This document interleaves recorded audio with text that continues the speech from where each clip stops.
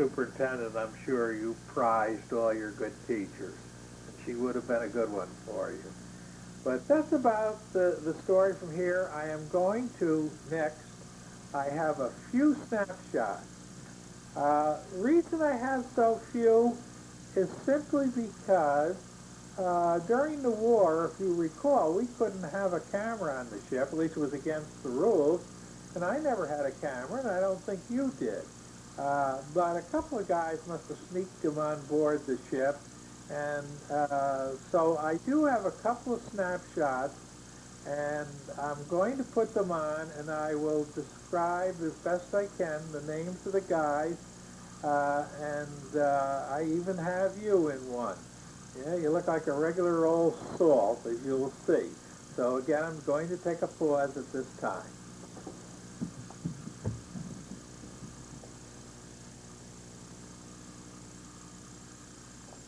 Bryce, now here is a picture of our sister ship, LSMR 504. And I just thought that you'd like to see that picture. And now I'm going to put another one on after a pause.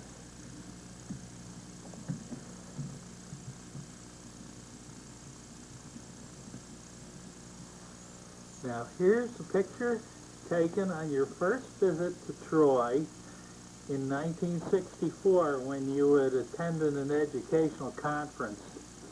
I'm not sure exactly where it was, but I think it was New York City.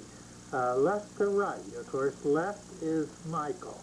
Michael is my second oldest son now. He was in stock brokerage down in New York. And there you are, and we both have cans of soda in our hand, if anybody's wondering. It's not beer.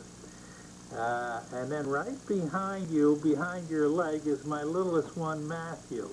Matthew now has a nice family. He lives in Florida. And then next is the little girl. That's Grace Marie. She's married and lives in Albany. Then next there is Stephen. He's a medical salesman and lives about 10 miles north of here in Clifton Park. In fact, this is Stephen's VCR. And there I am along with you. We still always wore white shirts and ties in those days.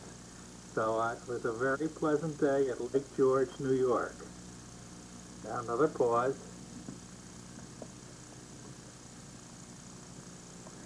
Again, here's pictures of taken in 1945. On the top left, I don't know the fellow's name, but on the top right is Bob Kelly. He was on our ship, and he was from Los Angeles. Bottom left, there I am, good old Ed Bulger. And on the bottom right is Ed Dolan. He was our pharmacist mate from Flushing, Long Island, New York. And so he was the red-headed guy. Maybe you remember him as that. And so behind you in that picture, over Kelly's head, the one, the upper right, is the rocket launchers we had. And I always remember the favorite story where you'd leave off a switch and then it looked like we were doing some work repairing it, and I think we looked pretty good to the gunnery officer. I somehow think that's how we got a third-class rating. That was because of your quick thinking. Now there'll be a pause.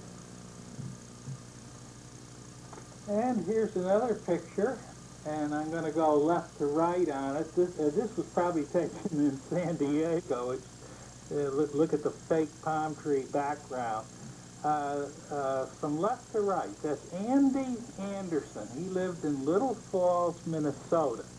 And then there's me with the black hat on. Why I was different than the other three guys, I don't know. But then next is the one I particularly want to mention is Mark Barrett. And I think it's Berrett. And he was from Ogden, Utah. And he's the one that I had mentioned earlier that had been here to Troy in 1961, or I mean 1991, and that I visited with. Now the fella on the far right there is Jack Brooks, and he was from Pittsburgh, California. Now there'll be another pause. And here is the final picture. I'm just sorry I didn't have more, but this is, I have labeled the Fire Control Gang, San Diego Bay, October 11th, 1945. And left to right, the first guy is Mike Schreckenbach, S-C-H-R-E-C-H-E-N-B-A-C-H. Then there's myself, and then there's L.E. Woodard, W-O-O-D-A-R-D. The next fellow, the good-looking guy, is Bud Jacobs. Next fellow is George Cordell. And, of course, the casual-looking big salt over on the far right is C.B. Draper. I hope you enjoy it. And if there's any of these that you want, I'll try and have duplicates made for you if you'd like to have them. So take care.